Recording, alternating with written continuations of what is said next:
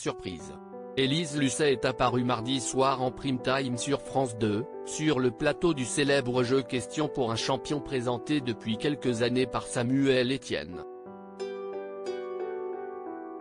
De quoi en perdre son latin et sa télécommande.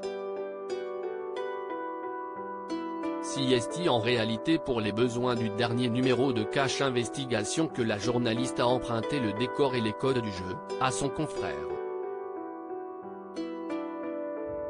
Générique, fiche et décor, Élise Lucet investit Cash le plateau du jeu télé pour son émission de mardi soir. Élise Lucet et son équipe avaient en effet enquêté sur la politique agricole commune PAC. Agriculture, où sont passés les milliards de l'Europe, qui a réuni 1,97 million de téléspectateurs, a donc démarré sur le plateau de Question pour un champion, avec Élise Lucet dans le rôle de Samuel Etienne et son équipe à la place des participants.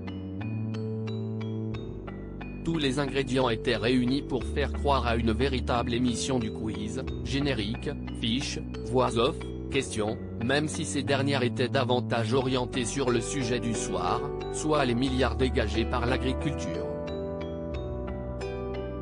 Ce soir, Question pour un champion vous révèle qui sont les plus gros bénéficiaires de la PAC. Démarrait la voix off habituelle de l'émission de France 3.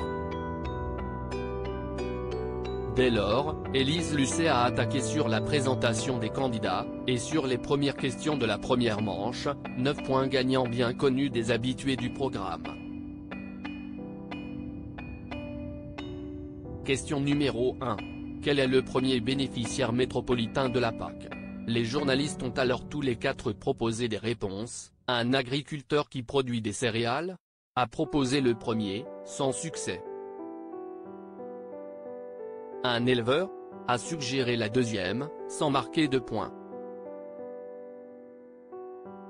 CST Serafel a trouvé le troisième à la satisfaction de la journaliste présentatrice. Et oui, bravo Grégoire, franchement chapeau. Élise Lucet a ensuite développé la réponse CST, la plus grande coopérative de fruits et légumes de France. Vous connaissez sans doute la marque de chou-fleur Prince de Bretagne. Eh bien CST CST Serafel et CST donc le grand gagnant de la PAC. En 2019, imaginez-vous, ils ont touché plus de 19 millions d'euros.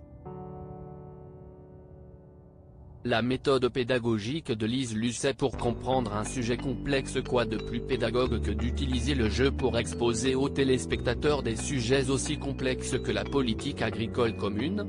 Question numéro 2 a enchaîné Élise Lucet, un autre grand gagnant de la PAC. Quel est le nom de cette maison de champagne fondée à Reims? Le 1er mars 1827. Aussitôt, l'une des concurrentes s'est lancée.